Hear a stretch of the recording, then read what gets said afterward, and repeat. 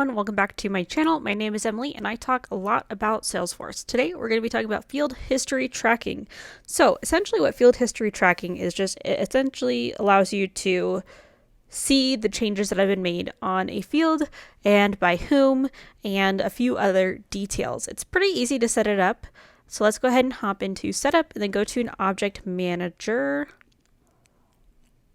And let's look at accounts. There's a bunch of different reasons why you'd want to do this.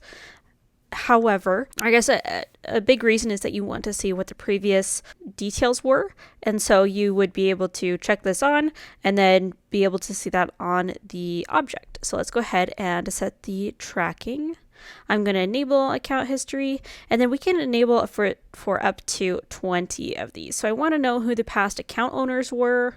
Let's say annual revenue, past annual revenue, past upsell opportunities, because maybe there was an upsell opportunity, but then there wasn't. I want to be able to see that so we can go back and check that out. And let's go ahead and have that saved. All right, and then we have the field history tracked. So now we can go in later on and run a few reports and check out the history of those fields. So maybe if we had changed from one owner to another owner, and maybe the second owner had left the company, we'd be able to move it back to the first owner. This is really helpful on opportunities, especially to see the different amounts or maybe the different owners or the leads and see where the lead has come from and yeah, all those different changes.